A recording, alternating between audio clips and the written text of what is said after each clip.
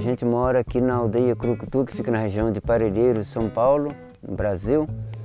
Nós somos do povo Guarani e eu sou escritor de literatura nativa. Em 1984 eu morava numa cidadezinha do interior do Paraná e eu comecei a escrever. E naquela época, como eu era garoto, a gente via que havia muitos problemas nas aldeias, então a gente ficava triste com isso. E eu ficava assim pensando, falei, caramba, mas são tantos problemas.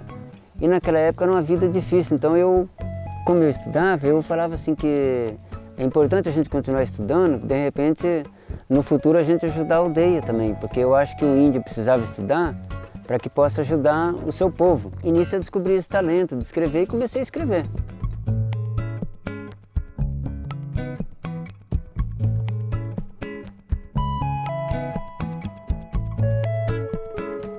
Como eu vinha turista aqui na aldeia, eu comecei a vender livros para as pessoas.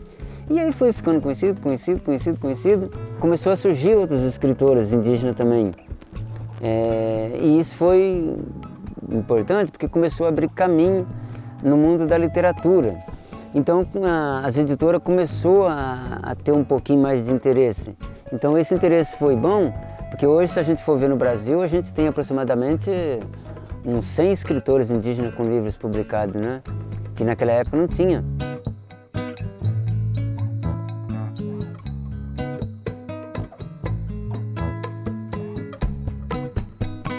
Os povos indígenas, em geral, na década de 70, não tinha escola, então muitos não sabiam ler nem escrever. Então o índio passou a vida toda sendo um contador de história. Hoje a gente tem escola dentro da aldeia, então isso começou a haver uma mudança muito boa, que as crianças começam a aprender a ler e escrever, que essa criança passou a vida toda ouvindo história.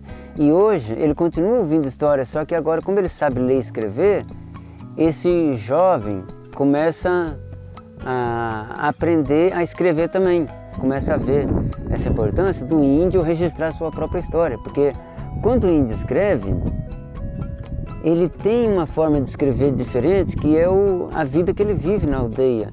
O índio passou a vida toda contando história, só que as pessoas pegavam a história do índio e iam publicando. Então é uma forma de você orientar as crianças de hoje a aprender a escrever, porque daí o escritor vai ser o próprio indígena.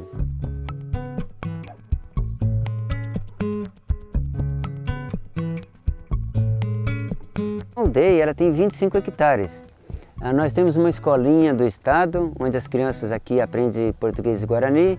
Temos o CECI, que é um centro de cultura indígena, onde as crianças de 0 a 6 anos têm atividade, né? E a gente vive no meio da floresta, então para nós é muito importante, porque as crianças nossas, eles têm essa liberdade de viver como no passado, porque não tanto, mas a gente consegue ainda preservar a cultura, porque como aqui existe a língua guarani, então as crianças aprendem a cultura guarani.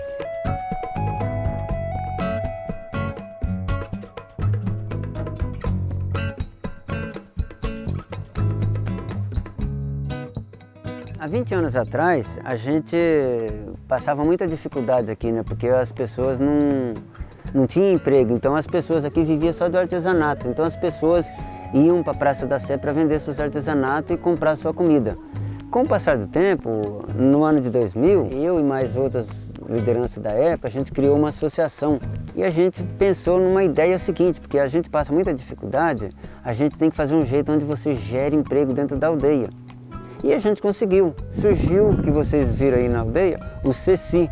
Foi bom que a prefeitura construiu 3 CECI, um no Curucutu, um na Tenandeporã e outro no Jaraguá. Então ficou muito bom. Então isso gerou emprego nas 3 aldeias.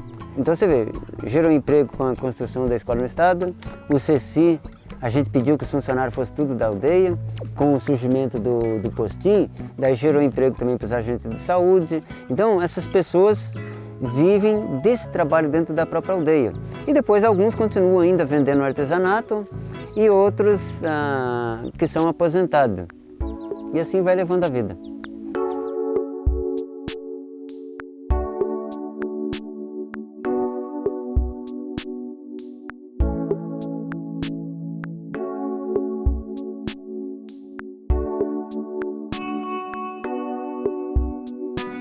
Nós estamos no Ano Internacional das Línguas Indígenas, né?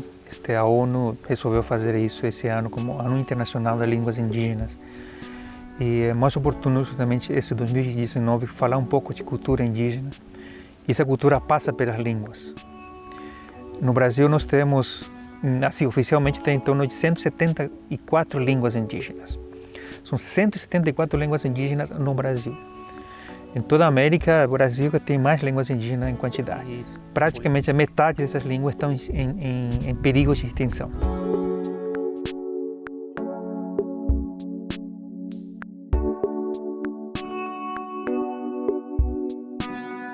E nesse momento, para falar da importância da cultura guarani, da cultura indígena como geral, o que se tem falado muito dessa relação que tem o indígena com o meio ambiente.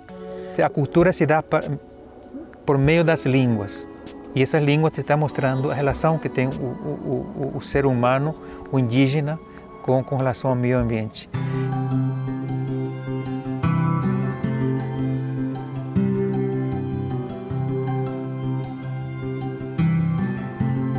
Vamos falar da mídia convencional, da mídia responsável, da mídia feita por jornalista que estudou na faculdade. Eu percebo assim, uma preocupação assim, com relação a apresentar um indígena de uma outra forma, né?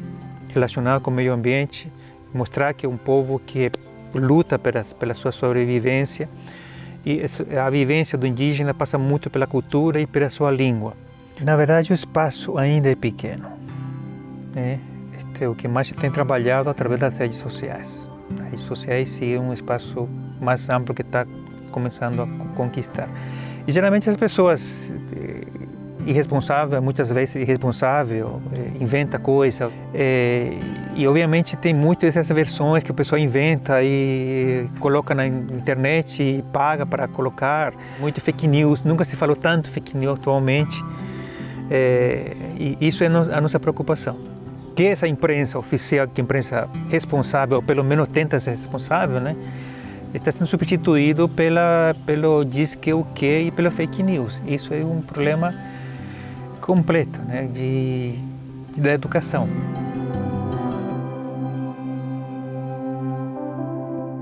Há um conceito, um preconceito com relação ao indígena. E esse é outro a vida.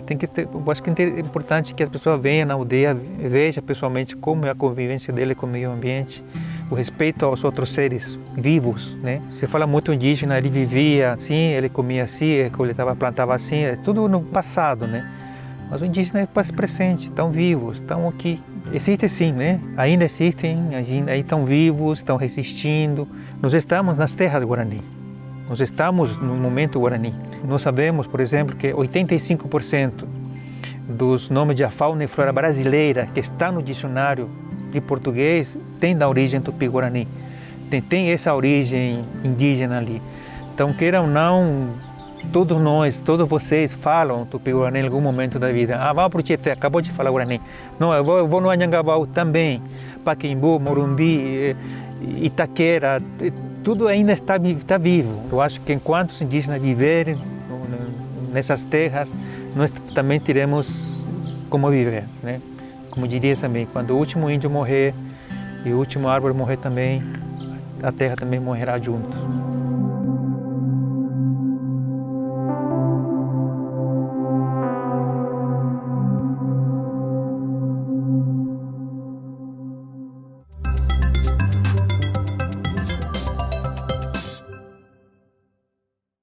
Se gostou desse vídeo, dá um like, se inscreva no canal e aperta o sininho para receber as próximas gravações. Se você gostou do meu trabalho, procure um link aí e também pode procurar meus livros para que você possa dar continuidade na literatura nativa e contribuir com outros.